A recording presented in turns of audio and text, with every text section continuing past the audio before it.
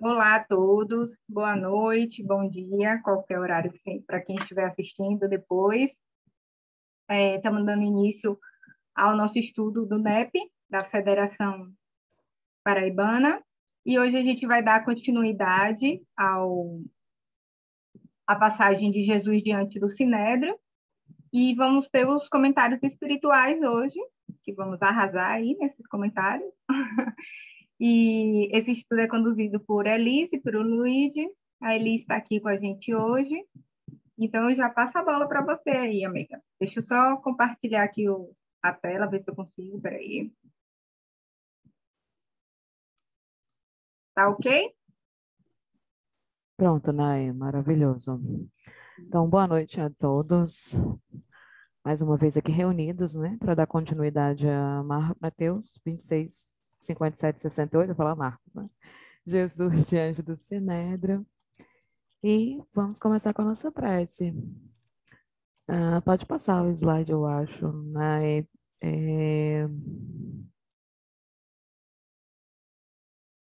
Cris, você pode fazer nossa prece? Faço sim. Deixa eu ver se faz barulho aqui. Estão me ouvindo?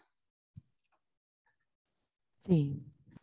Então, vamos fechar nossos olhos, nos conectar com a energia do alto, que a gente possa pedir para a noite de hoje uma noite de muitas reflexões sobre todos os textos, para que a palavra possa entrar no mais profundo do nosso coração, não só hoje, mas todas as vezes que a gente se abrir para realmente sentir o poder da palavra, de tudo que está relacionado com o mundo espiritual, que a gente tem essa vontade dentro do nosso coração, essa abertura e todo o conhecimento que está a nós, que a gente consiga transformá-lo em ação, em transformação na nossa vida.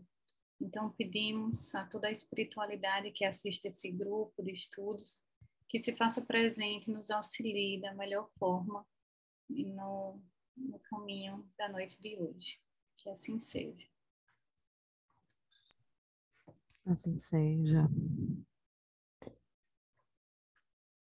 Pode passar, né? Muito bem. Então, essa é a nossa perícope. A gente vai fazer a leitura só para relembrar. André, você pode ler? Posso?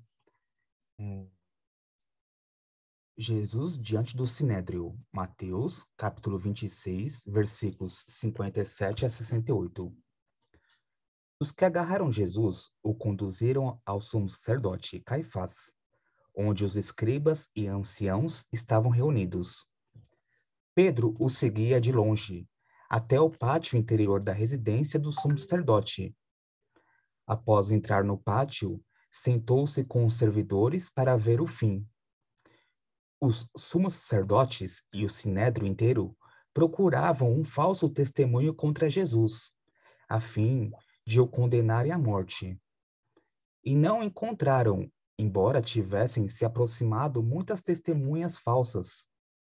Por fim, porém, aproximaram-se duas testemunhas e disseram: Esse homem disse: Posso destruir o santuário de Deus e edificá-lo em 3 dias. E levantando-se o sumo sacerdote, disse-lhe: Nada respondes ao que esses testemunham contra ti? Jesus, porém, silenciava. Disse-lhe o sumo sacerdote: Exijo jurares pelo Deus que vive, para que não digas se tu és o Cristo, o Filho de Deus. Disse-lhe Jesus: Tu disseste. Todavia, eu vos digo que desde agora vereis o Filho do Homem sentado à direita do poder, vindo sobre as nuvens do céu. Então o sumo sacerdote rasgou suas vestes, dizendo: Blasfemou! Que necessidade temos ainda de testemunhas? Eis que ouvistes agora a blasfêmia. Que vos parece? Em resposta, eles disseram: É culpado de morte. Então cuspiram no seu rosto e esmurraram-no. Outros o esbofetaram, dizendo: profetiza para nós, Cristo, quem é que te bateu? Muito bem. Então, só recapitulando um pouco, né?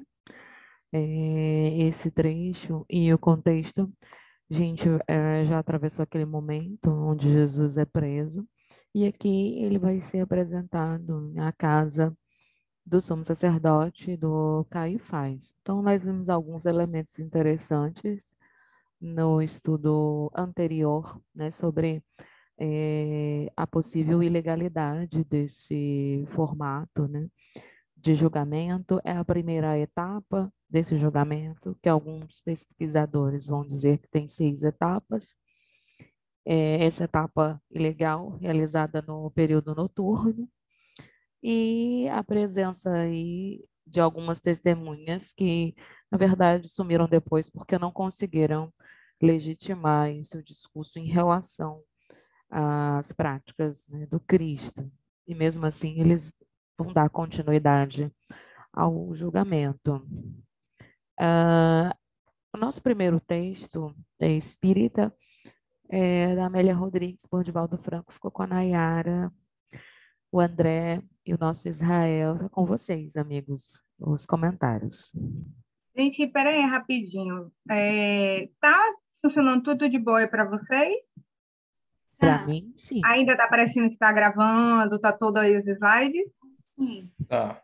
Tá. Beleza. Porque eu tomei um susto aqui dizendo que eu ia ter que interromper a reunião, e aí estava gravando e eu não estava conseguindo resolver aqui. Mas beleza, Eu acho então. que o Diego entrou com a conta. Eu acho que caiu já.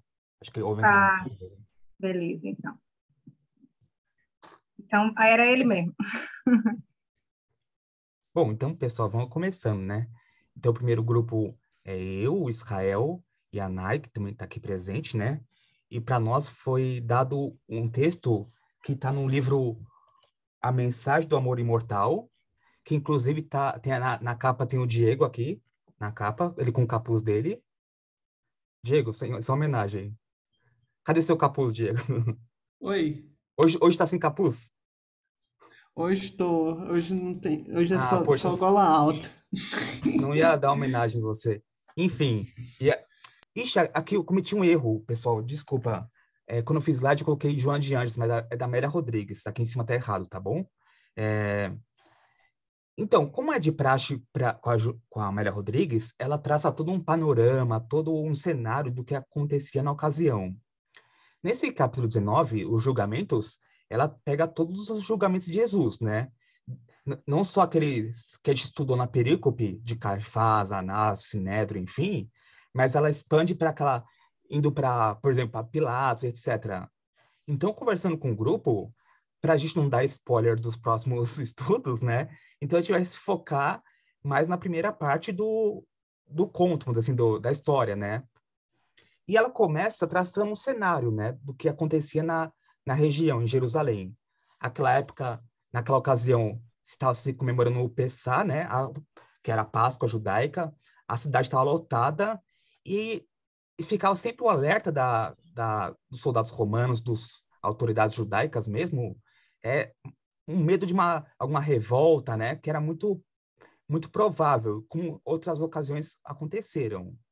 E Jesus chama atenção, né? Desde o começo, ele entrando lá, sendo aclamado, por mais que tenha entrado com a humildade num jumentinho, ele sendo aclamado. Então, tem aquele episódio da expulsão dos 20 leões do templo, enfim, vários episódios que já deixaram as autoridades em alerta. Sejam as autoridades do Sinédrio, seja eles dos partidos dos fariseus ou dos saduceus, seja dos romanos, né? Que queriam evitar a qualquer custo essa revolta.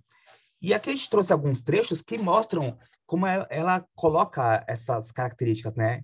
Ela fala assim: vivendo nos ressábios das intrigas, pérfidas e traições, e acumulando o azedume que se derivava da insegurança política, uniam-se contra qualquer sombra que supunham pudesse ameaçar-lhes a estabilidade do poder sempre instável. E aí ela continua que a qualquer sinal, menor sinal, eles não vacilavam em derramar sangue, né? Os soldados romanos, a gente sabe que antes de Jesus, houveram muitas crucificações, porque qualquer sinal eles queriam intimidar o povo, né? E aí ela começa a falar sobre Jesus, né? Aquele homem era-lhes mais do que uma ameaça.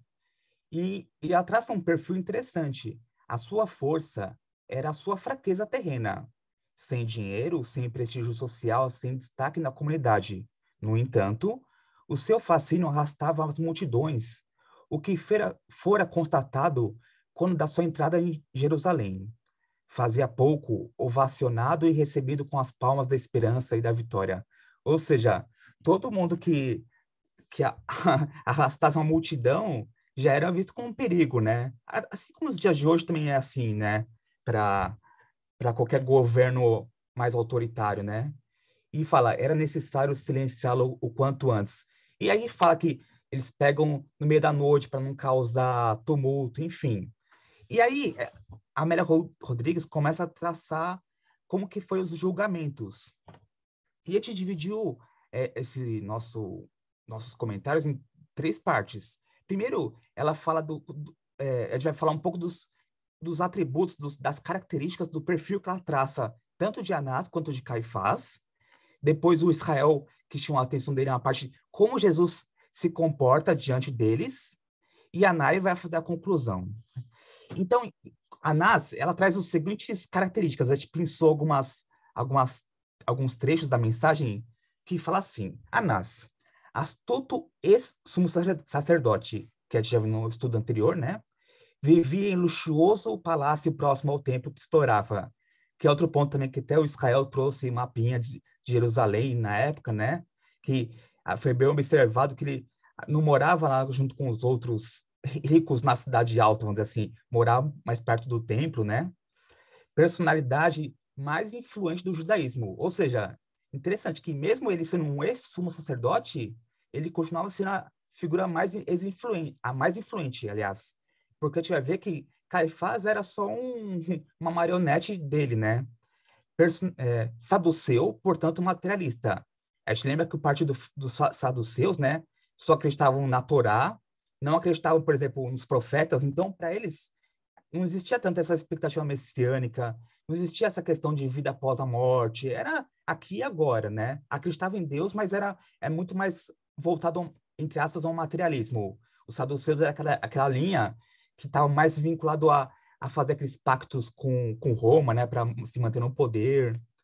E continua, governava toda uma geração de membros religiosos, mantendo a supremacia por intermédio de Caifás, que o atendia servilmente, ou seja, ele usava, né, o próprio genro para continuar no poder, né, como a gente vê na história acontecendo até os dias de hoje. Pode prosseguir, por favor.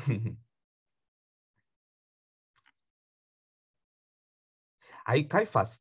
Detalhe que essas imagens são originais. Eu já te consegui fotos no plano espiritual dessas imagens, então de Caifás de verdade, viu? Caifás governava o poder religioso como sumo sacerdote. E a sua era a história de um farsante aproveitador. Ou seja, ele estava lá sendo marionete de Anás, mas ele também estava lá se favorecendo, né? Aproveitando a situação. Fariseu primava pela hipocrisia. Então, diferente de Anás, que era um saduceu, né? Ele era um fariseu, exaltando a aparência em detrimento da realidade. Alcançar o poder absoluto por ser genro de Anás, que o antecedera no cargo, igualmente servil e odiento. A sua soberba era conhecida, a sua hostilidade a tudo e a todos. A Roma, que o submetia às demais províncias, que detestavam, e a grande parte do sinédrio que temia, era típica do usurpador infame. A gente tem que lembrar que o cargo de sumo sacerdote nessa época aí era muito mais um cargo político do que religioso, né? Porque tinha que ser uma indicação de Roma. Roma tinha total interesse em manter tal sumo sacerdote, né? Enfim. E a Amélia Rodrigues vai contar que, primeiramente, Jesus é conduzido para a casa de Anás. Caifás e Anás moram na mesma mansão, no mesmo palácio, né? E eles são julgados, e são perguntados, etc. A gente não vai entrar muito nas perguntas, por causa que foi objeto do nosso estudo na semana passada. Mas a gente trouxe alguns detalhes também do perfil psicológico como Jesus reagiu. Aí, quanto a isso, no próximo slide, o nosso amigo Israel vai falar. Israel tá aí?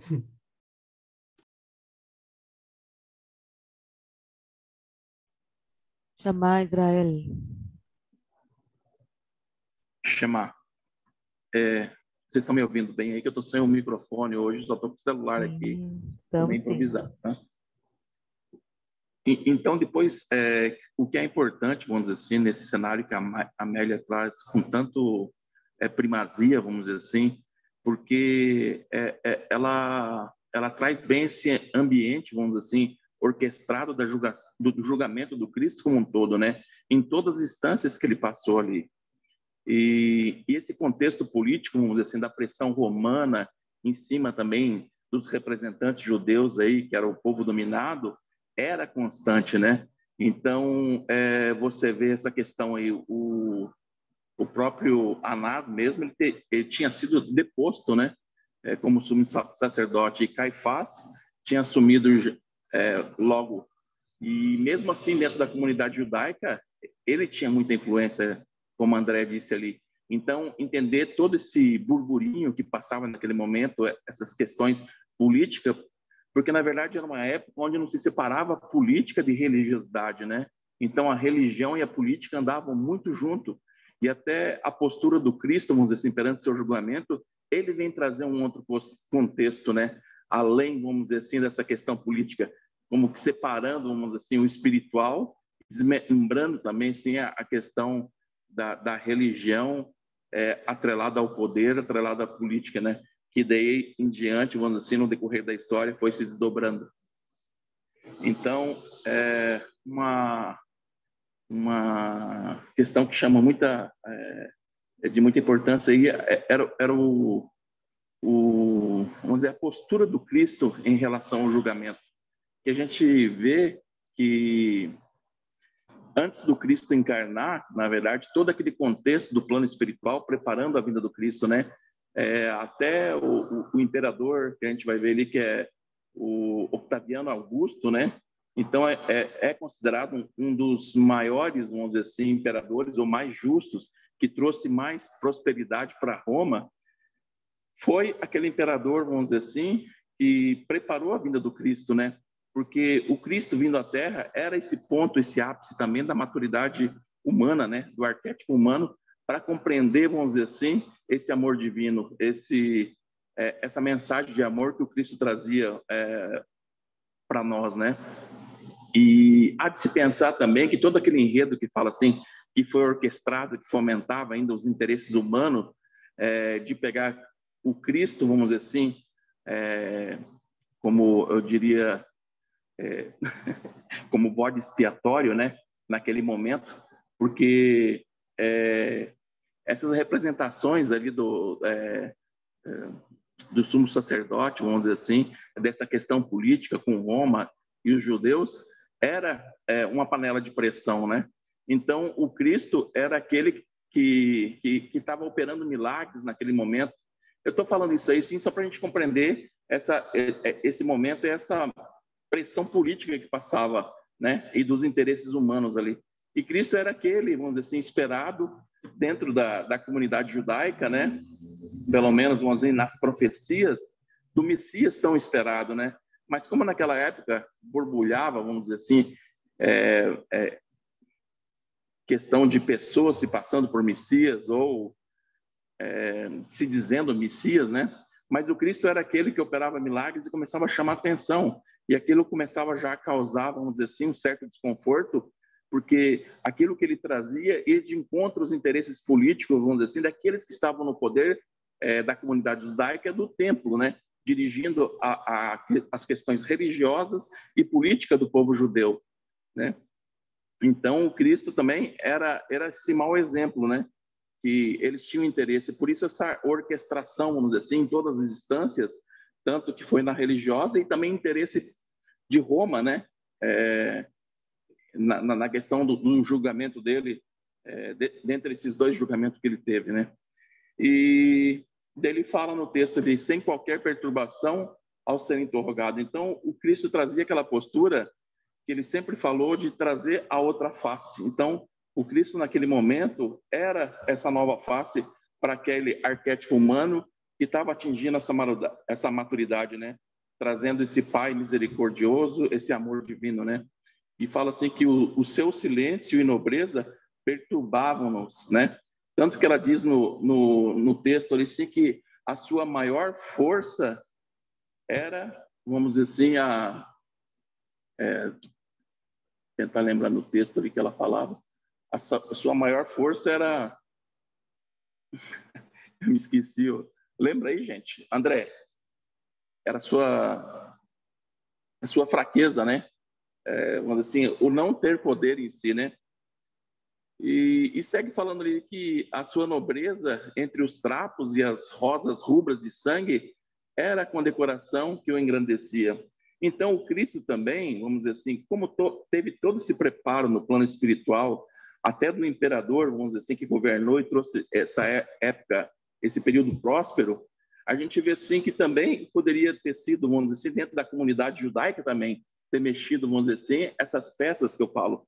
Mas Jesus vinha trazer aquela missão do Pai maior, vamos dizer assim, e passar por todas essas condições, eu acredito. Que a gente vê que ele sabia que ele, dentro das tradições, aquele Messias sofredor, né? Que a gente vai ver assim dentro das antigas profecias, né?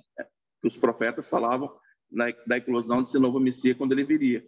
E Jesus passava por tudo aquilo, representando e apontando que ele era esse Messias tão esperado, né? Então, eu acredito que também esse sofrimento do Cristo dentro desses instrumentos, vamos dizer assim, dos espíritos superiores ou da pedagogia divina, para chamar a atenção, vamos dizer assim, da humanidade. Assim como a gente vai ver assim que aquele aspecto da expulsão dos vendilhões do templo lá, a gente viu assim que tem muito daquela questão assim de uma forma também de trazer, de representar, vamos dizer assim, um ensinamento, né? Aquela coisa mais que fala teatral, né? E quando Jesus derruba as bancas, então também era aquela questão de chamar a atenção. E todo esse sofrimento, vamos dizer assim, o flagelo do Cristo, pela elevação espiritual dele, não o atingia como a gente imagina ou como a gente entende o sofrimento. Um espírito já que transcende, vamos dizer assim, as questões materiais. Por isso, essa postura íntegra dele, vamos dizer assim, claro que chocando a nós todo esse sofrimento, esse martírio dele do flagelo da crucificação, mas no fundo a pedagogia era esse ensinamento maior, essa nobreza do Cristo, desse equilíbrio, né? Vamos dizer, trazendo para nós também, vamos dizer assim, as circunstâncias que a gente vive em nosso dia a dia, em nossas experiências humanas, esse estado de equilíbrio que devemos manter, compreendendo que somos muito maior, vamos dizer assim, do que estamos agora, né? Nessa condição ainda, vamos dizer assim, evolutiva. Passa para o próximo slide aí. Eu já falei demais, acho que vai passar a fechar o Nayara ali. Mas essa parte maior, assim, que eu queria dizer aí também, acho que tem mais um slide ainda, né? Não, esse é o último, amigo. Esse é aquele então, trechinho final já. Então vai aí, então, que daí se precisar mais alguma Eu vou falar tão rapidinho. Na verdade, assim, gente, meio que para fechar, assim, né? A ideia, os três julgamentos ficou muito claro para a gente, assim, a forma como a Amélia traz, a descrição, assim, que realmente foi tudo muita farsa, uma hipocrisia muito grande, assim, sabe, por todas as partes, e que realmente foi uma trama, né? Parece até se contar, foi uma novela mesmo, assim, para prender Jesus. E aí, como Israel falou, a postura de Jesus também foi o que mais me chamou a atenção, né? Porque, diante de tudo, ele se apresenta em todas as situações, em todos os julgamentos, ele mantém a autoridade dele ali, né? Não só a autoridade moral, mas a autoridade da presença única do mestre ali, a serenidade, a sua inteligência, né? E aí eu diria que é muito mais uma inteligência emocional do que a inteligência intelectual, né? Então, diante de toda essa farsa, de todo toda essa hipocrisia mesmo, sabe? Você consegue sentir no texto de Amélia o quão foi carregado esses julgamentos assim de hipocrisia mesmo, assim. Eu acho que a palavra é porque assim é o que reinava naquele momento, né? Ela deixa muito claro isso para a gente, que entre aquelas pessoas ali era hipocrisia. Eles faziam muito mais preocupados com o que iam achar dele do que realmente era para ser feito, né? E aí eu achei engraçado que o Luigi falou bem assim, quero ver o que vai sair no seu evangelho, né? E aí, é engraçado que eu estava conversando com os meninos à tarde e à noite, a passagem que saiu do nosso evangelho aqui foi justamente aquela que Jesus entra no templo e derruba mesas e tal, né? E aí eu achei interessante esses dois momentos de Jesus, né? Aquele que ele está mais, a gente já estudou, a gente entende essa passagem, né? Não é Jesus violento, agressivo, nem nada disso, mas a gente vê um Jesus mais enfático e a gente vê um Jesus mais silenciado, né? Durante esses julgamentos. E aí eu fiquei pensando muito assim nessa questão da diferença dessa autoridade de Jesus, que é muito diferente do autoritarismo.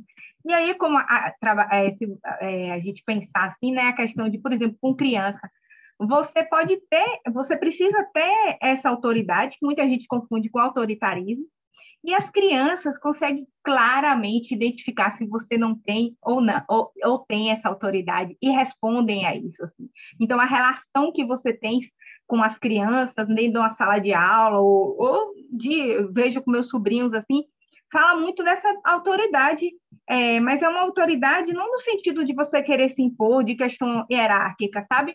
Mas é de você entender o seu papel diante daquele momento ali, né? E aí eu fiquei pensando muito nisso, e ainda para fechar, a minha mensagem que eu vejo todo dia lá no Café Espiritismo, num canal hoje de manhã, que foi muito uma coisa que a gente estava comentando também. O título da mensagem era do livro de Joana de Ângeles, Jesus e a Atualidade, o capítulo Jesus e Revolução. E aí foi muito bacana, porque ajudou a fechar isso que a gente estava pensando, dessa postura de Jesus, né, do que foi justamente isso que Israel estava falando, do que foi Jesus, né, essa passagem de Jesus, o que ele queria trazer. E aí eu achei massa o trechinho final desse texto, e eu queria ler para vocês assim, que diz assim: se desejas realmente a cura dos teus males, deixa-te auscultar por este sublime psicoterapeuta. Segue-lhe as instruções. Revoluciona-te, rompendo com o comodismo, a autoflagelação, a autopiedade, o passado sofrido. Renasce de dentro de ti, se queres o triunfo real. Sai a campo e luta. Abre-te ao amor e ama sem esperar resposta. Não estás sozinho na batalha. Ao teu lado, outros combatentes aguardam apoio, qual ocorre contigo. Descobre-os, une-te a eles, sabendo, porém, que a tua será a revolução com Jesus, e não contra o mundo, a humanidade ou a vida. Então, eu acho que o que eu fiquei pensando é que a gente se permita que Jesus proporcione essa revolução dentro da gente, né? Que a gente traga aí essa reviravolta mesmo que ele traz para a nossa vida, para essa nossa mudança, né? Mas que a gente se lembre sempre dessa postura dele, e diante de toda essa hipocrisia, de toda essa coisa, assim, que a gente consiga se manter sereno, inteligente, né? E com essa autoridade, especialmente a autoridade moral de Jesus, né? Acho que foi isso. Querem mais alguma coisa, meninos? A gente já passou o tempo aí, mas eu tô comandando, aí a gente... Eu Ai, tenho Diego um levantou a comentário mão. rápido. Vá. Eu queria só fazer um retrospecto sobre um estudo que a gente fez uma vez sobre os fariseus, porque, caramba, eu não tinha me ligado nisso, de que Caifás era fariseu e Anás era saduceu. Isso é muito representativo de um momento da época, porque a gente viu lá no estudo sobre os fariseus o quanto o farisaísmo era um movimento que estava em ascensão. Por quê? Porque ele era popular, né? Ele seria o que hoje a gente veria como um movimento evangélico, né? Ele tem mais capilaridade, ele atinge mais as massas, né? Mas ao mesmo tempo ele tem uma característica, né, de seguir um judaísmo um pouco mais fundamentalista, mais fundado em regras e tudo mais. E é interessante a gente ter, justamente nesse momento, um sumo sacerdote que é fariseu, né? Ou seja, ele devia ser muito popular, ele devia ter muita capilaridade nas massas, mas no fim das contas, na prática, na forma, você tinha um sumo sacerdote que era fariseu, mas você ainda tinha um sumo sacerdote que continuava comandando, né, por baixo dos panos, que era saduceu. E que aí era voltado no materialismo e tudo mais. Ou seja, você tem um farisaísmo aparentemente espiritual na forma, mas na prática você tem, na verdade, um comando religioso e, e político, de certa forma, que na verdade pensava sobre um aspecto muito mais político e material, que era justamente o comando de Anás. Então imagina só a revolta de Jesus, vendo tudo isso, vendo essa coisa do fariseu, de ser um seguidor de Deus e tudo mais, né, ali, e fazendo tudo aquilo, né, seguindo o comando de, na verdade, um saduceu, materialista e tudo mais, e ainda assim não se revoltar, né? Então isso deixa uma lição muito grande, porque hoje em dia a gente vê muito isso na política, vê muito essa coisa, né, da hipocrisia. E aqui era uma hipocrisia descarada, né, que Jesus vivia no momento, e ainda assim ele seguiu dando o seu exemplo, né, de amor, de paciência, de resignação, de compreensão e tudo mais. Câmbio. Diego, isso foi uma coisa que me chamou a atenção. Até comentei com o Israel, com a Anai. Eu, particularmente, não sabia dessa informação. Até fiquei de pesquisar, não pesquisei, porque eu tinha aprendido o seguinte, que nessa época, os sumos sacerdotes, geralmente, quase todos eram saduceus, por causa do vínculo com Roma. Então, eu queria até pesquisar se Caifás, de fato, era um fariseu, ou a gente não sabe, mas enfim. Mas, como você disse, é bem emblemático. Eu não acho que ele chegou no lugar que chegou por a popularidade do farisaísmo, né? Mas como eu disse aí que era tudo indicação no Sinédrio, tinha que ter o apoio de Roma, Anás tinha o interesse de manter o poder, né? Mas se pegar para essa significação que você trouxe, eu achei muito interessante, né? Porque a gente vê Jesus, no derradeiro momento, sendo julgado pelos saduceus, representado por Anás, pelos fariseus, representado por Caifás, pelos romanos, representado por Pilatos, e se a gente lembrar que Barrabás provavelmente pertencia aos zelotes, também outra seita muito forte na época, né? Quer dizer, Jesus, entre aspas, perde para todas as seitas materiais, com exceção dos essênios, que era outra, mas estava lá no deserto, né? Mas tirando os essênios, Jesus é como se tivesse perdido, entre aspas, para todos esses poderes do mundo, né? Esses representantes dos poderes do mundo, né? É bem emblemático mesmo. Tem outra questão ali, quando a gente estava falando no começo ali, até naquela minha confusão da explicação ali, essa questão ali dos saduceus mesmos, na verdade, eles eram os responsáveis pela manutenção do templo, né? E então eles eram esse lado, vamos dizer assim, representativo da burguesia em si, né? Do poder mais material. E quando Anás é deposto, na verdade, ele é deposto, é colocado, vamos dizer assim, um fariseu que era mais popular, porque não se dava dando conta, vamos dizer assim, com Anás, de controlar, vamos dizer assim, aqueles burburinhos do povo, do descontentamento deles, né? Em relação, vamos dizer assim, até aquilo que o Cristo vinha pregando, né?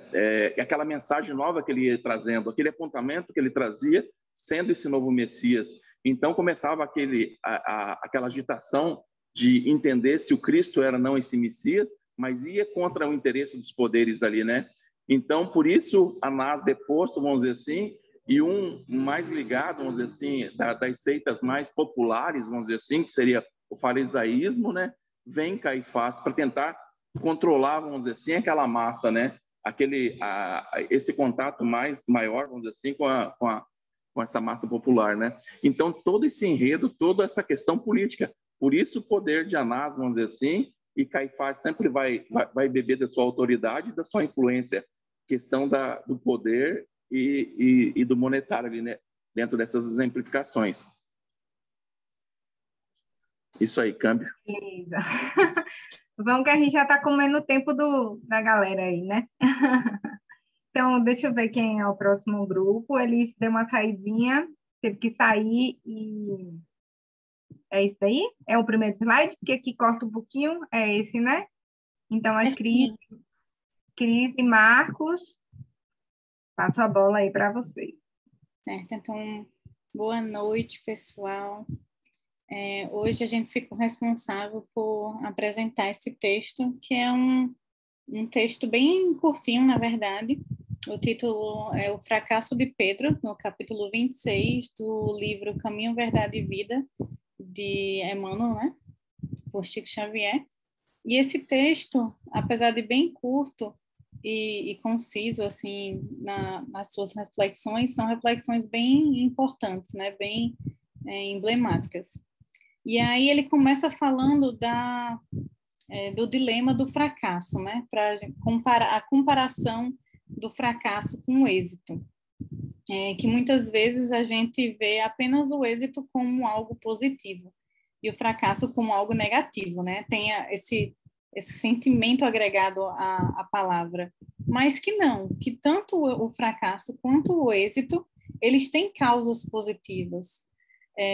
E aí não coube tudo, mas eu coloquei como uma reflexão que eu estava discutindo junto com o Marcos, de que realmente o fracasso ele é como como aprendizagem, né? Então, por mais que a gente não queira, por mais que a gente seja apegado, materialista, tudo, não tem como negar que a gente aprende muito mais nos nossos fracassos do que nos nossos êxitos, né? Aquela típica coisa de criança. Você fez uma prova, você vai lembrar para sempre da questão que você errou e você nem lembra das questões que você acertou. Então, essa é a primeira reflexão que ele traz logo no início, que é bem importante, né? E aí eu coloquei duas imagens para a gente refletir. Essa primeira do rapaz colocando, né, jogando arco e flecha, e quando a gente, né, na tentativa e erro, mas não necessariamente esses fracassos dele, não necessariamente essas flechas que não foram para o centro, que é onde ele queria, digamos assim, o nosso objetivo, não é porque a gente fracassou que essas tentativas foram perdidas, né? E tá aí as diversas existências para provar que a gente tá, ninguém dá saltos, né? Mas que a gente tá aí batendo e tentando.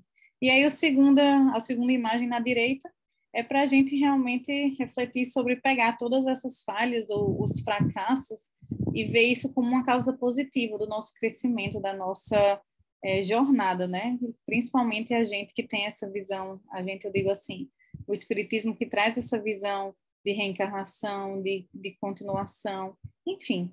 Aí esse seria o início das discussões, um dos temas principais. E aí, Marcos, quer complementar alguma coisa nesse slide? A gente vai ficar assim. Boa noite, né?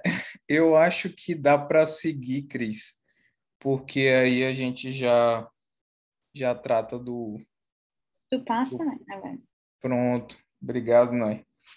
Só para relembrar e complementar a fala de Cris, o fracasso de Pedro, né, que Emmanuel se refere, é do versículo lá de Mateus, o capítulo 26, versículo 58, que diz o seguinte, abre aspas, e Pedro o seguiu de longe até ao pátio do sumo sacerdote e, entrando, assentou-se entre os criados para ver o fim. Então, é sobre esse relato, né, de Pedro, desse distanciamento que ele escolheu ter naquele momento, é que Emmanuel está designando aqui como o fracasso de Pedro, né? E aí, indo dentro dessa fala que Cris já havia feito, de que fracasso e êxito, todos dois podem ter uma causa positiva, e é isso que Emmanuel quer trazer, né? Tanto o êxito quanto o fracasso podem ter uma causa positiva. No caso de Pedro, o fracasso aqui teve também uma causa positiva, se a gente avaliar que esse fracasso decorreu da invigilância de Pedro. Invigilância a respeito de quê? das advertências que ele já havia recebido do mestre, né, há um tempo atrás, né, quando ele disse para Jesus que ficaria com ele, que os outros poderiam negar, poderiam traí-lo, mas ele estaria, né, ali naquele momento num anseio de se mostrar, né, alguém fiel. E naquela oportunidade, Jesus já havia o advertido de que, diante de uma situação futura, ele, inclusive, o negaria. O que faria, a princípio, né, se ele fosse, naquele momento, um pouco mais vigilante, ele poderia ter percebido quando, no caminho, né, que foi feito ali no pátio do sumo sacerdote, ele já perceber que ele poderia fazer uma outra escolha que não a de se acomodar e de visualizar tudo acontecendo sem ele fazer qualquer coisa. Então, mas esse é o ponto que Emmanuel destaca da vigilância, mas longe de ser para a gente ficar aqui sentado também julgando Pedro, é a gente pensar na nossa vigilância, né?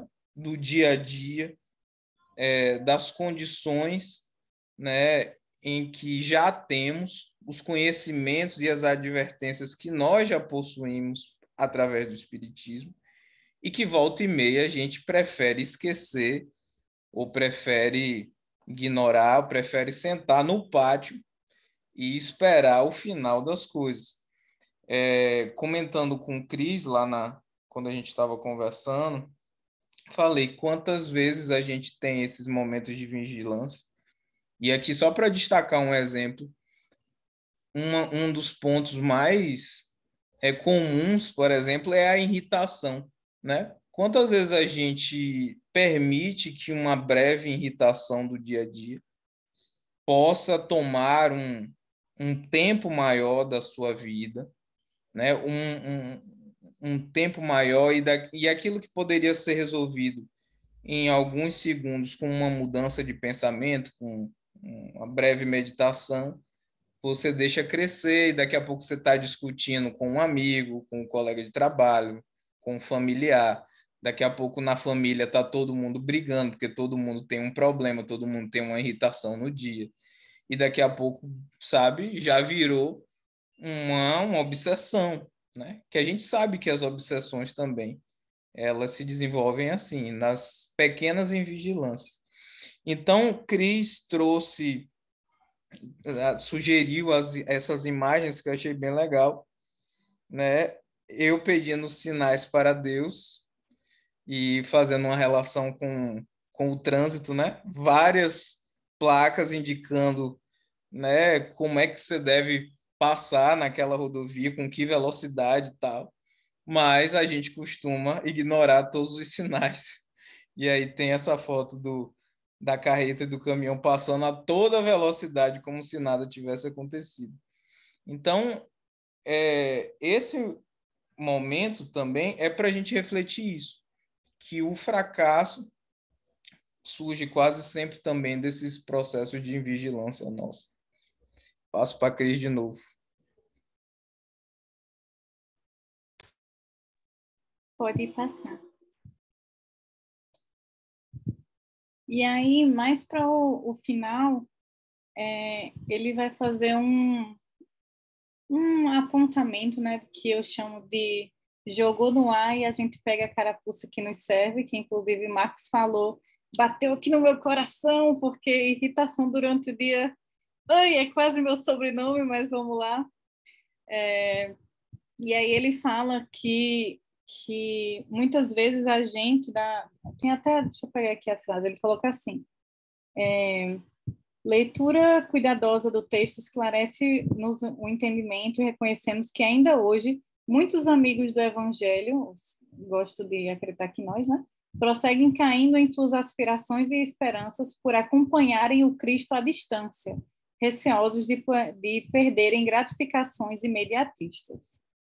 E aí, ele está dando mais do que uma indireta para a gente, né? Desse acompanhamento à distância, que não adianta a gente estar vindo aqui toda terça-feira fazer um estudo bem bonitinho, e aí a gente fecha o computador, né, fecha o nosso livro, e a gente está aqui, a espiritualidade está lá longe, a gente mesmo manda o nosso guia espiritual dar uma passeada porque a gente não está afim, né? E aí, e essa relação com as gratificações. Essa parte eu vou deixar para o Marcos comentar, que ele é mais fera, né, nas ideias que ele teve. Mas falando desse acompanhamento à distância, né, para realmente ser um ponto, nem tem muito o que falar, é um texto muito direto, mas realmente eu só quis trazer, assim, pelo menos na minha fala, mais esses pontos de reflexão. E enquanto eu estava procurando imagens para colocar, porque eu só trabalho na base de imagens, e procurando Cristo e Cristo Wi-Fi, eu achei essa imagem que eu acho que deve ser conhecimento agora, tem que ser compartilhado, que lá na Polônia tem uma estátua, que aí eu trouxe para cá, né, que é uma estátua de Jesus, é uma das maiores que tem, e aí eles colocaram uma coroa, e na coroa ele é uma antena de Wi-Fi. E aí é muito interessante porque tem vários comentários da galera aleatória, claramente, né? Nossa, eu estou muito conectado com Jesus. Gente, eu não podia não contar isso para vocês, porque para mim é o auge do que a gente...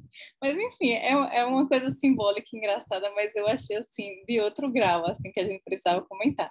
Enfim, eu passo a bola para a Marcos. Legal. Voltando para essa parte das gratificações, né, do receio de perder as gratificações imediatistas. Então, Emmanuel relembra que grande parte das vezes que a gente se distancia do mestre no nosso dia a dia é quase sempre com esse apego, esse receio de perder essas gratificações imediatistas. Que gratificações seriam essas? Todas essas que dizem respeito a atender o nosso ego, né? A nossa personalidade. Então, às vezes, eu até comentei isso com o Cris, às vezes a gente deixa de fazer alguma coisa que é certo, que é o correto a fazer, mas porque você, por exemplo, não quer parecer, né, equivocado para a sociedade ou para aquele contexto que você está, para você não perder a consideração de alguém. Quantas vezes acontece de você deveria denunciar uma postura ou ao menos corrigir e você diz não, eu não quis falar porque, né, para não parecer assim ou assado, quando na verdade existem coisas que precisam ser denunciadas, né? Com um jeito, com uma maneira respeitosa, educada, mas é preciso falar, né? E muitas vezes a gente se cala. A gente não quer pagar esse preço, não quer ter o custo de perder essas gratificações imediatas, que é o que a vida traz, os aplausos, né? Aparecer sempre como uma imagem quista pelo mundo, né? Pelas pessoas, mas muitas vezes contrário aos valores cristãos, né? Então, eu acho que é mais ou menos por aí. E quando a gente atende a esse receio mais do que fazer a vontade do Cristo, a gente passa como Pedro, né? Acompanhando a distância, dizendo assim, não, eu confio em você, mas só vai até aqui. Você daí vai sozinho. Não quero me comprometer. Né? Então, é uma coisa a gente se pensar.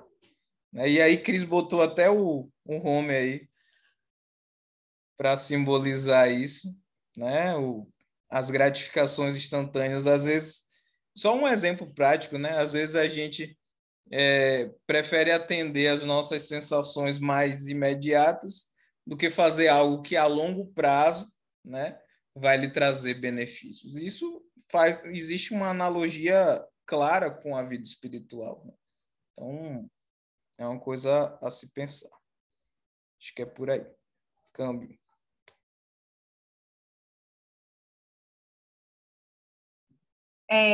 Eu não vi o tempo não, mas tem tempo de eu comentar um pouquinho? Só uma coisa, deixa eu filosofar aqui. Eu acho que tem. Poxa, você é chefe, você pode fazer o que você quiser. Quando eu estava na faculdade, a gente direcionando, né, onde eu queria trabalhar, aí eu tive uma oportunidade de, assim, eu fiquei muito, foi uma oportunidade massa, porque era um professor de genética, num laboratório novinho, e ele era um professor mó cabeção, assim, e ele me escolheu para trabalhar com ele, então, imagine, né, já fiquei toda assim.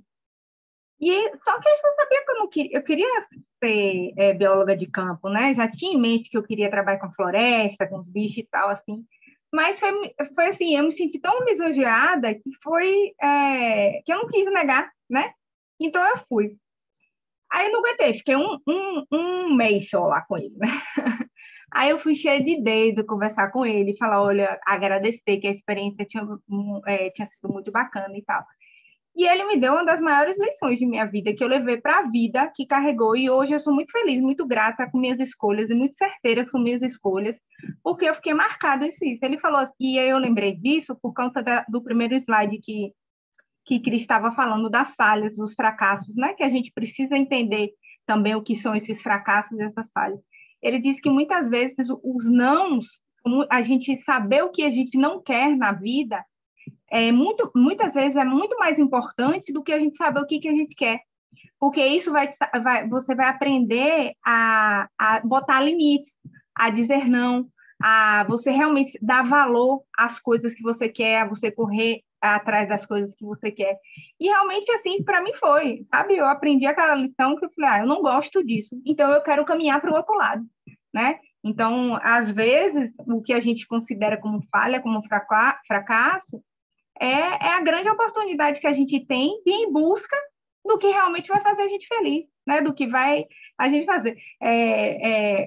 Tanto que eu caminhei dentro do catolicismo, que não funcionou, né? Mas eu acho que foi ali para me direcionar para o espiritismo, para esses caminhos, assim, né?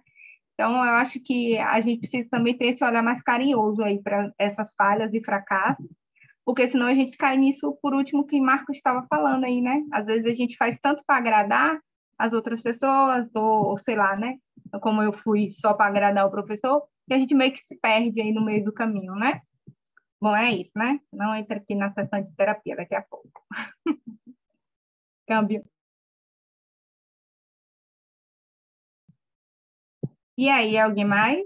1999, viu, Luiz? Não venha não, rapaz, peraí.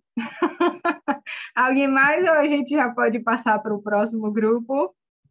Quem que tá aí do próximo grupo? Deixa eu ver. Marisa. Ai, gente, o negócio travou aqui, peraí. Aí. Aí só tá a Marisa, né? Menina, abandonaram ela. Oi, tudo bem? Que Ai, bom que que a gente vai te saudade ouvir. de vocês. Ela tá pagando uma prenda porque ela sumiu, então ela vai ter que... É o karma. Você viu? Eu pensei nisso também. Ó, tá meio desfalcado aqui, gente. Vocês vão ter que se contentar comigo, mas não vai ser uma tarefa fácil aqui com a falta dos meninos, mas nós vamos tentar, né? Bom, pessoal, nós ficamos com um texto, né, do Espírito Miramês, pela psicografia do João Nunes Maia, que chama Atacar.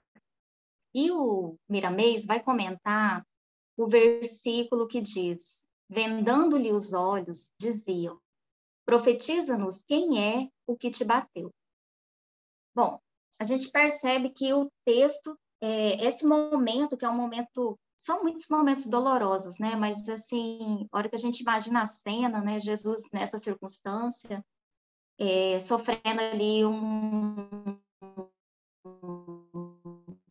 momento de muita ironia, de sarcasmo, né? A gente pergunta, que é o que o Miramês já vai trazer logo no início do texto, e a gente poderia perguntar, será que esses personagens que estavam fazendo isso com Jesus naquele momento, será que eles ainda existem hoje? Será que nós verificamos esse tipo de comportamento na sociedade atual? E mais do que isso, será que nós verificamos esse tipo de comportamento em nós, né, vez ou outra? Será que nós não agimos assim? E a gente percebe que a situação ali não era só quem fazia, mas tinha o pessoal que estava junto, por perto e não impedia. Inclusive, o pessoal do grupo anterior até comentou um pouco essa questão, né, acho que é o Marcos, né, que falou, eu vou até aqui, dali adiante é com vocês, mas fica olhando de longe, né, quantas vezes, né, situações como essa pode estar acontecendo à nossa volta e nós somos aqueles que não intervêm, mas que também a distância apoia, né, a nossa indiferença de certa forma também fomenta. Então, a pergunta é, eles existem ainda hoje? Essa circunstância também acontece? E aí, logo no início, o Miramês já vai dizer, olha, o mundo continua repleto desses fariseus. A gente percebe que isso vale para muitas parábolas, para muitas situações do Evangelho, né? Então, quando eu vi essa primeira frase, eu lembrei no Filho Pródigo, o Emmanuel tem vários textos e várias vezes ele fala, os filhos pródigos estão espalhados por todas as partes, em todos os setores da sociedade, né? Então, da mesma forma, o Miramês vai trazer essa questão de que esses fariseus que lançam mão do escárnio, da zombaria, da ironia, da maledicência, também estão esparramados por toda parte. E muitas vezes nós nos revestimos, somos nós, em dados momentos, que podemos estar contribuindo, né, se apresentando como esses fariseus. E aí ele vai dizer, a gente poderia perguntar, então tá, quem é esse fariseu? Como nós poderíamos identificá-lo, né? Então a gente já sabe que ele está espalhado por toda parte. Inclusive, o Miramês vai dizer, olha, eles estão tanto nas batalhas do mundo, ou seja, encarnados, quanto nas fileiras espirituais, entre os desencarnados. E aí, uma coisa muito interessante, que o Miramês também vai explicar um pouco, vai trazer uma das justificativas do porquê nós vemos tanto isso na atualidade. E ele vai dizer, olha, porque a gente está aqui, inclusive ele usa a expressão, vocês podem ver aí que nós transcrevemos o primeiro parágrafo, e ele vai falar assim, principalmente neste fim de tempos apocalíptico. Ou seja, ele vai falar, olha, chegou nesse momento, nós estamos vivendo a transição planetária, né? Essa mudança de era, e aí ele vai dizer, olha, por uma questão de misericórdia, abriram-se as portas das trevas, e aí os espíritos, muitos de espíritos, que ele ainda coloca assim, que são formados nesse tipo de característica, né? O escárnio, a ironia, a zombaria, muitos deles aprimorados, acho que ele usa essa palavra, eles puderam reencarnar como uma última oportunidade. Então ele fala, olha, está espalhado pelo mundo, não significa que sejam só esses espíritos, né? Mas de certa forma está por toda parte, tanto entre encarnados e desencarnados, e ele ainda cita, assim, que eles podem se apresentar como parentes, amigos, pobres, ricos, como dizer, não interessa a classe social, não interessa se é amigo, se é inimigo, se é familiar ou se não é familiar, estão por todas as partes. Mas é no sentido de dizer, olha, não só o espírito em si, podemos dizer assim, não só as pessoas que se comportam como os fariseus naquele tempo, da forma como agiram em face de Jesus. Mas, vamos dizer assim, um espírito farisaico, muitas vezes, pode ser verificado no nosso próprio comportamento, né? Então, toda vez, aí a gente pergunta, né, aquela pergunta que eu coloquei agora e acabei nem adentrando nela, mas como eles se comportam, como eles agem, como é que a gente identifica? E aí é a hora que a gente pode se identificar também. Então, no texto, nós extraímos os seguintes pontos. O Miramês vai colocar assim, que esses fariseus que estão por toda parte, eles zombam da obra do Cristo. E, a princípio, a gente pode olhar e parecer assim, ah, não, é só quando o escárnio é em face das religiões, alguma coisa assim. Mas aí a gente pergunta, onde está a obra do Cristo? A obra do Cristo se aproxima, está em todos os setores da vida. Então, tudo que, em todos os lugares, tudo aquilo que reflete o bem, o bom e o belo, é obra do Cristo. Então, qualquer tipo de comportamento que é fundado na zombaria, no escárnio, na maledicência, né, a fofoca que está por aí por toda parte, né, a falta de indulgência, o comportamento da crítica destrutiva, né, que está por toda parte, todas as vezes que nós nos filiamos a esses tipos de comentários, né, ou apoiamos de alguma forma, ou nos comportamos assim, nós estamos, de certa forma, nos revestindo desse espírito farisaico e zombando da obra do Cristo.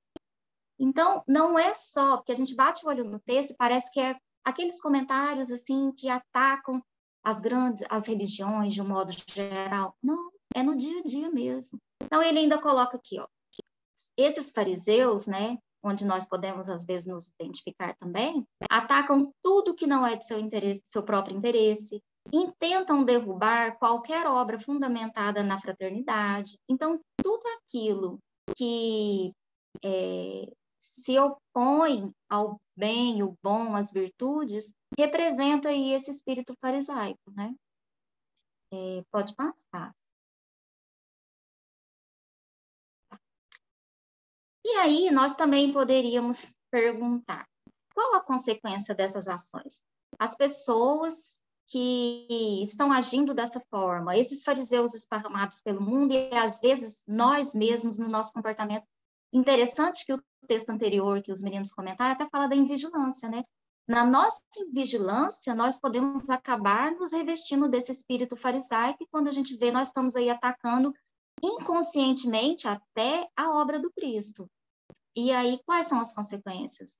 E ele vai dizer assim que a única coisa que eles vão conseguir, porque nós sabemos que a obra do Cristo irá se realizar, pode às vezes retardar um pouco ou não, mas o máximo que eles vão conseguir é complicar seu próprio estágio evolutivo. Ele coloca, complicar seus próprios padecimentos, pois ninguém pode fugir à lei. E ele coloca aqui que a gente pergunta assim, mas e aí, algum dia, afinal de contas, esse comportamento vai mudar, né?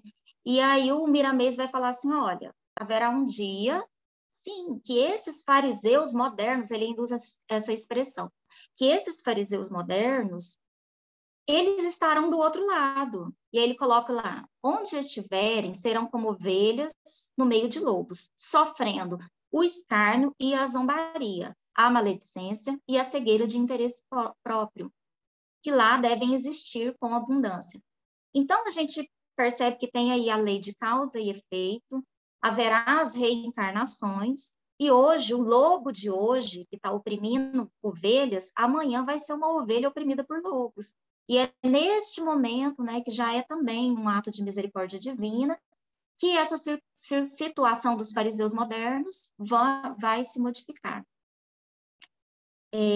Uma coisa também muito interessante que ele coloca para nós lá no texto, até brinquei com os meninos, parece assim uma revelação, mas que a gente percebe que nós podemos trazer para o nosso dia a dia de hoje também. Por exemplo, ele vai falar assim, que muitos desses que estavam lá atacando Jesus, né, com paus e pedras, ele vai dizer assim que muitos desses procuravam Jesus escondido, no silêncio da noite em Jerusalém, trazendo as suas dores e pedindo que Jesus se compadecia deles, e muitos desses Jesus curou, e que, em momento diverso, como eles estavam lá entre aqueles jogando paus e pedras à luz do dia. Então, como se fosse assim, à noite eu busco o mestre para curar a minha dor, mas à luz do dia, o que eu faço?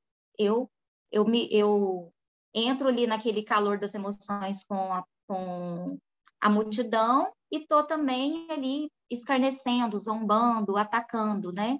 E aí também muito interessante, que tem muito a ver com o texto anterior, que os meninos também comentaram, que muitas vezes nós, à noite, na hora de dormir, nós somos aqueles que estão ali fazendo uma oração, está pedindo uma intervenção, uma intercessão, né, pedindo um amparo, as advertências, como os meninos, um conselho, uma orientação, uma cura que seja. Mas à noite, será que nós somos aqueles que estão ali participando de uma maledicência, da fofoca, da zombaria, do escárnio, né? E não só em relação à obra, mas, por exemplo, toda vez que a gente, de alguma forma, maltrata alguém, com aquilo que a gente diz, com aquilo que a gente faz, com uma ironia que seja, nós estamos perturbando a obra do Cristo no coração daquela pessoa, nós estamos refletindo algo contrário ao que é ser cristão, né? Então, ele fala, olha, muitos eram hipócritas neste aspecto, porque pediam a cura de noite, mas estavam escarnecendo durante o dia. Então, nós talvez possamos estar aí invigilantemente fazendo a mesma coisa. De noite, nas nossas orações, estamos pedindo um amparo divino, mas de dia, como o colega colocou, né, no texto anterior, à noite, para não ficar mal visto, a gente mantém a indiferença, né, para não parecer alguma coisa, a gente se filia ali àqueles que estão zombando e esquece. À noite a gente estava ali pedindo, na noite anterior nós estávamos pedindo a intervenção divina, né? Gente, se alguém quiser comentar, eu falo demais, vocês podem pedir aí o... Quem ousa? Ia falar isso agora. Não, ninguém vai comentar, não. É Menina, que só para deixar a Marisa saudade de falar. escutar a Marisa. Fica à Tá, vontade, vocês estão menina. rindo do R, né? Menina, Que não esquenta não, Maria. A pode gente ainda passar, tá, então. a gente tá com 15 minutos ainda de estudo. Fica à vontade. Então tá bom.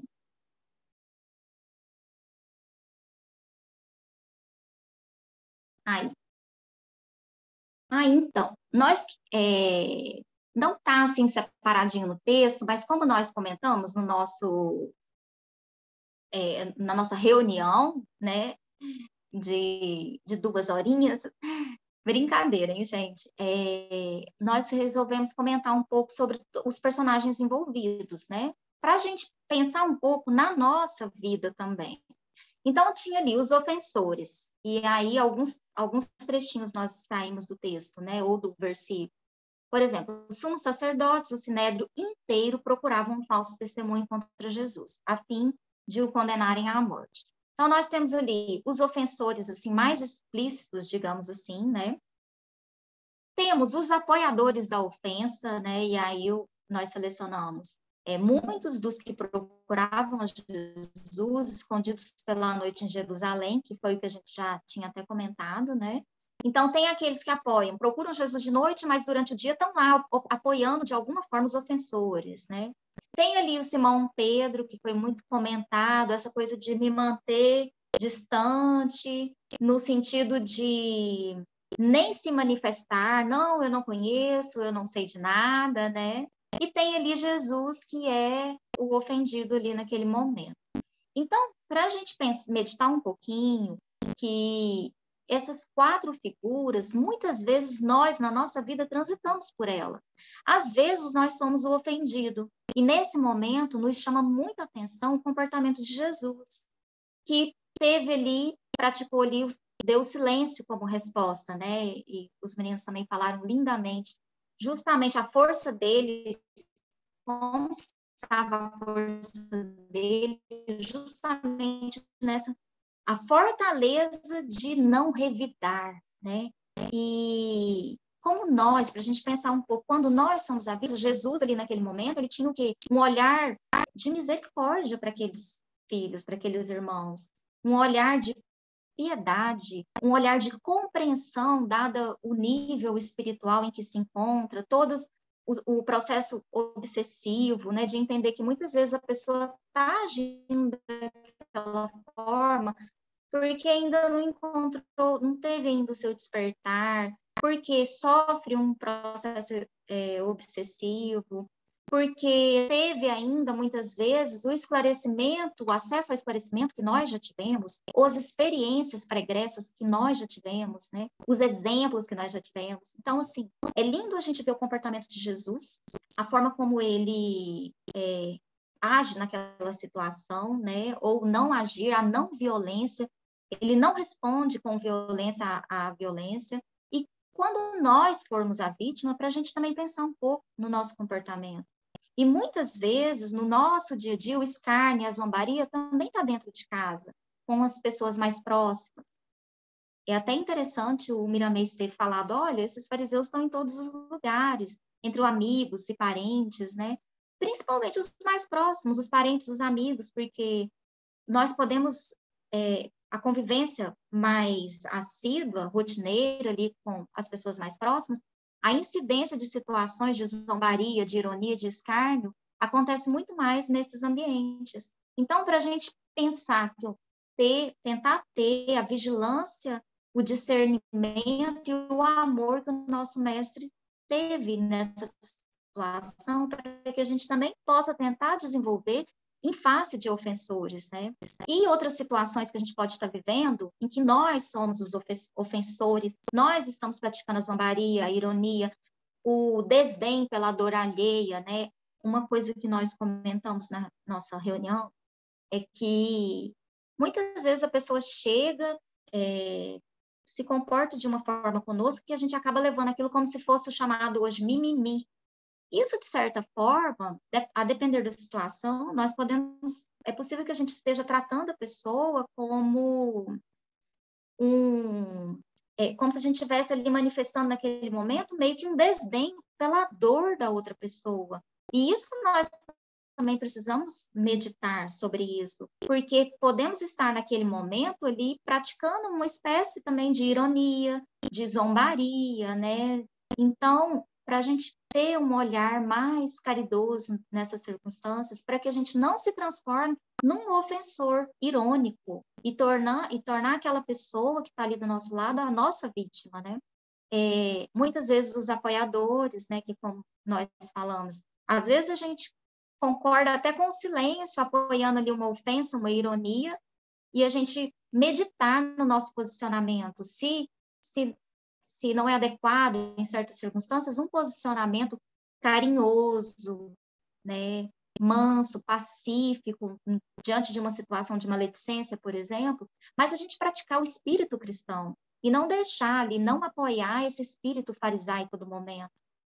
E da mesma forma, na situação de Simão Pedro, né, os meninos falaram ali, o pessoal do grupo anterior até, quando a gente às vezes é até convidado a se manifestar e a gente não manifesta, nós estamos sendo ali aquele Simão Pedro, o indiferente, que fala, não, mas mantenha a distância, só observa, quando às vezes nós poderíamos fazer muito mais do que isso.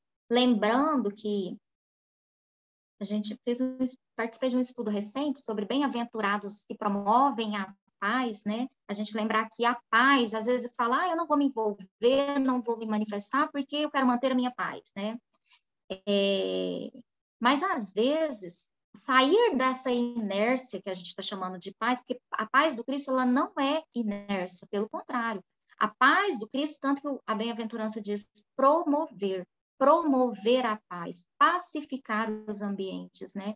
Muitas vezes nós somos convidados a nos manifestarmos, né?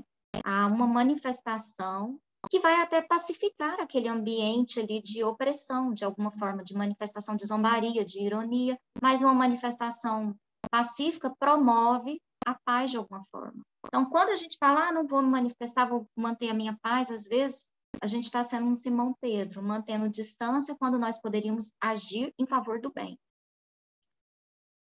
Pode passar aí para o próximo, gente. Nossa, eu falo demais.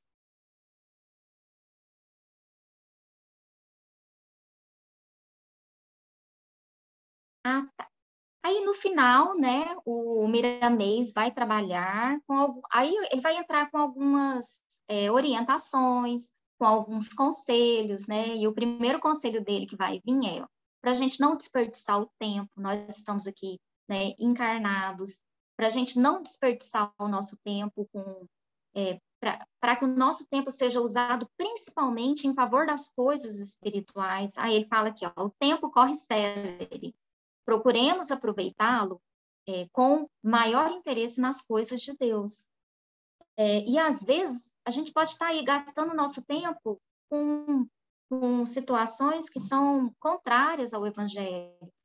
Quando a gente se deixa levar por piadinhas, ironias, zombarias, o escárnio, a gente se deixa envolver em circunstâncias dessa natureza, nós estamos desperdiçando nosso tempo, quando nós poderíamos estar focados em coisas mais espirituais. E aí, ele vai começar algumas orientações. E a primeira coisa que ele vai dizer é quando nós estamos diante de uma situação que pede julgamento. é interessante porque Jesus está ali numa situação de julgamento. E a gente está vendo como as pessoas estão agindo diante dele, né? Com essa zombaria, essa ironia. E aí o Miramês vai dizer assim: quando deparardes com um caso que incentiva ao julgamento, não o façais, porquanto o próprio Cristo não procedeu assim com a mulher adulta. Então, o primeiro conselho dele está relacionado com julgar. As pessoas estão ali julgando Jesus, inclusive buscando falsos testemunhos para condená-lo, né? E na nossa situação, evitar, né? Tentar não fazer ali o julgamento, respeitar a situação de cada um. Outra coisa que ele coloca: quando nós formos ofendidos pela ignorância, né? Vocês não entendem que Jesus, naquele momento, compreendia que ele estava sendo ofendido naquele momento pela ignorância humana, né? A falta do conhecimento até de valor, a falta dos valores espirituais levou as pessoas àquela situação.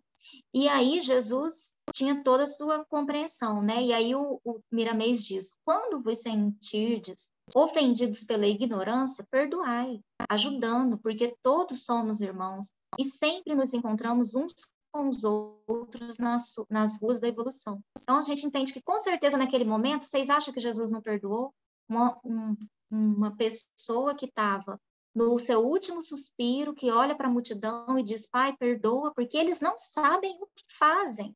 Olha que interessante. E aí o Miramês vem dizer assim: quando se sentir ofendido pela ignorância, Jesus não responde à ignorância, Jesus se compadece. Isso fica tão claro para nós, porque no último minuto ele vai dizer: perdoa. Perdoa por quê? Ah, Pai, perdoa porque eles não sabem o que fazem.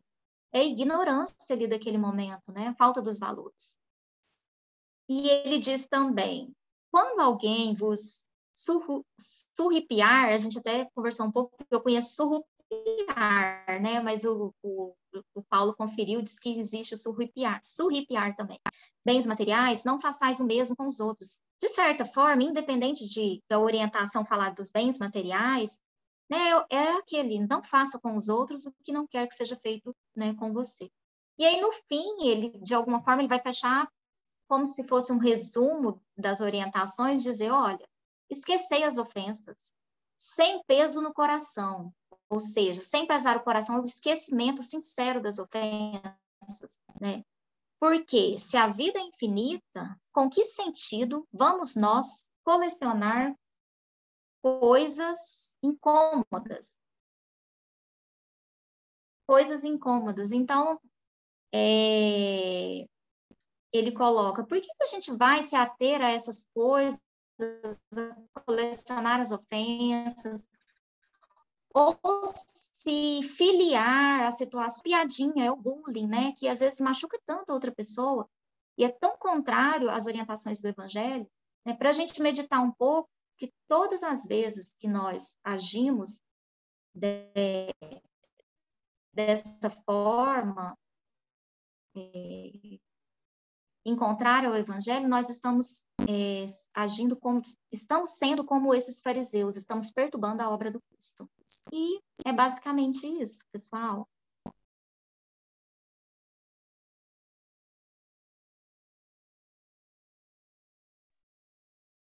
Bom, alguém mais quer comentar?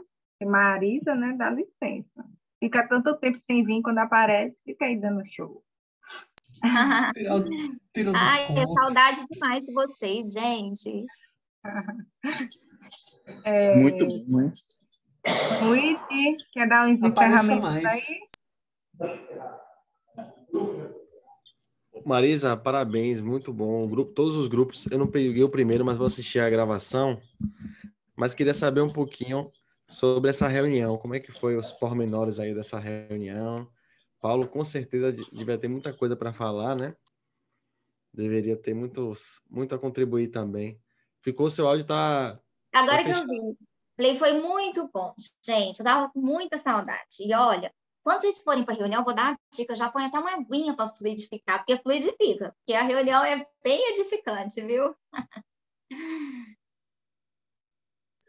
Interessante também, um pensamento que, finalizando essa passagem, até coloquei ali, digitei antes, falando assim, como, assim, nós, olhando, assim, num panorâmica geral, assim, como ainda nos sentimos muito Simão Pedro ainda, né?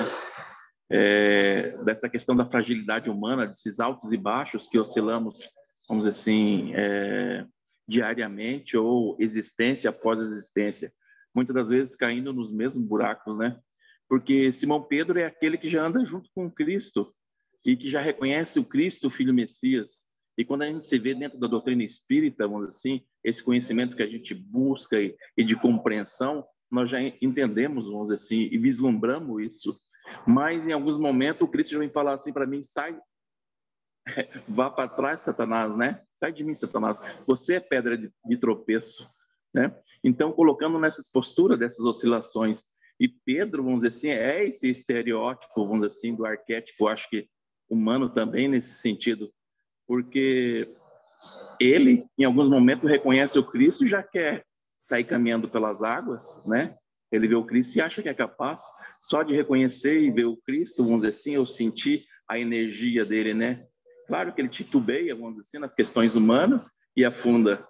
E quando ele espera, vamos dizer assim, dentro da tradição judaica ainda, daquele Cristo que vem libertar o povo, vamos dizer assim, daquele jugo romano, ele pensa que vem o Cristo empunhando aquela espada e puxa a espada para tirar a orelha do soldado romano ali, e o Cristo de novo fala para Pedro, né? Embainha a tua espada. Então, dentro dessas oscilações, né?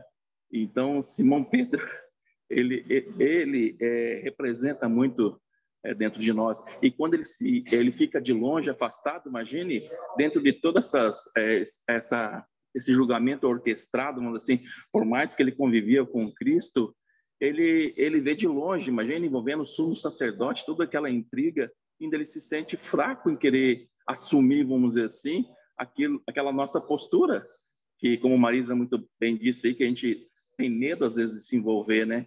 Que muitas das vezes a gente é mais... como é que é? Fala assim, a gente... Como é que é? A gente não se encontra mais envolvido do que comprometido com a causa, com medo do desdobramento que ela vai ter, né? Naquela circunstância, até eu mesmo falei, imagine, o poder estava ali, vamos dizer assim, julgando o Cristo, e vem um soldado e pá, aí eu de longe vou falar que é amigo dele como? Né? Tentando condenar ele à crucificação.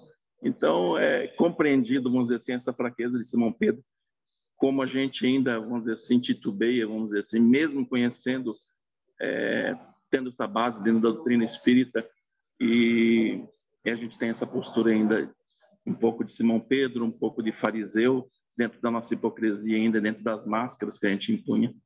Mas é isso aí. Desculpe, me delonguei. Nada, amigo, excelente essa sua retrospecto aí que você fez de Simão Pedro e como esse arquétipo está presente em nós, né? Em vários momentos do decorrer da nossa evolução. E interessante que o que ressoou bastante à medida que você foi falando, e também a Marisa, é que eu lembrei aquela frase que está no Boa Nova, que o Cristo fala para ele mesmo, Pedro, né?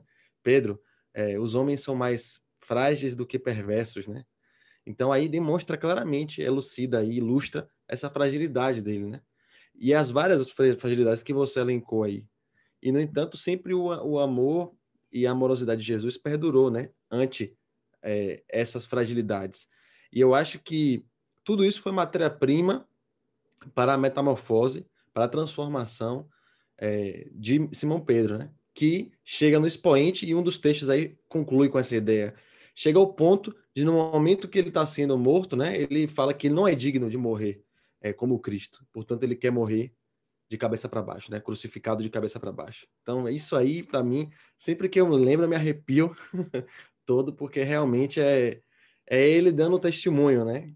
Conseguir transformar todos aqueles momentos de fragilidade em agora vou com dignidade, né? E aí ele fecha a trajetória dele nessa encarnação.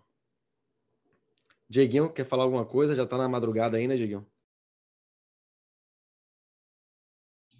Estou na madrugada, mas estou contemplado. Vou já dormir em paz. Muito bom, gente. Saudades de ti, Marisa. Apareça mais. eu queria fazer a sugestão de Marisa fazer a prece final aí. Já está chegando nosso horário, o André já deve estar no nosso ouvido aí, ó, mesmo de longe, vindo aqui falar para a gente aí no pé de ouvido de todo mundo, e já são 9h02. Eu quase Aí, queria falar um pouquinho, se a gente estender um pouquinho mais, Diego vai ficar que nem Simão Pedro lá, vai ouvir o galo cantar antes de nós. ai, Marisa, e aí, pode ser, Luiz? Marisa rola de fazer a prece? Concordo plenamente. Agora ela tem que ligar o vídeo dela. Olha, Não eu fuja não, Maria. entrei no estudo, eu falei assim, eu aposto que essa prece hoje é minha. Eu juro para você, Dai. Então você já estava sendo preparado, tá vendo? Intuída. Tudo bem. Vamos lá, gente. Então tá.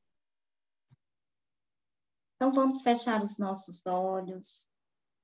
Vamos trazer à tela mental a figura amável e doce do nosso amado Mestre Jesus. Senhor, nós te agradecemos pela oportunidade deste momento, por poder estudar os lances da sua vida, da sua passagem pela terra. Nós te agradecemos, Senhor, por todos os ensinos, por cada detalhe. Nós te agradecemos pela oportunidade do esclarecimento, do aprofundamento, da compreensão em torno dos teus ensinos. Vista que o teu evangelho é um tesouro a iluminar a nossa alma. Que não percamos de vista, Senhor, todos os dias a tua presença amiga e dos teus mensageiros. Senhor Jesus, dê-nos sabedoria, discernimento, compreensão. Ensina-nos a amar a todos indistintamente. Ensina-nos, Senhor, a refletir do fundo do coração cada ensinamento. Pai amado, que o Senhor seja a nossa inspiração diária a fazer com que no nosso coração brote, Senhor, as virtudes celestiais. Mestre amado Jesus, nós te agradecemos por cada advertência, nós te agradecemos por cada inspiração, nós te agradecemos por cada cuidado, e que esse seu amor sublime e maravilhoso se estenda por todo o planeta Terra, alcance encarnados e desencarnados. Senhor, que haja mais amor, mais fraternidade, mais solidariedade. Mestre amado Jesus, tu és o sol que ilumina todos os corações. Que esta luz resplandeça hoje e sempre, e que assim seja. Rapaz, show de bola. Obrigado, amiga. Profundo. E o Legal. print? Espera aí, deixa eu terminar a gravação aqui. Tchau, galera do YouTube. Até a próxima. Muito bem.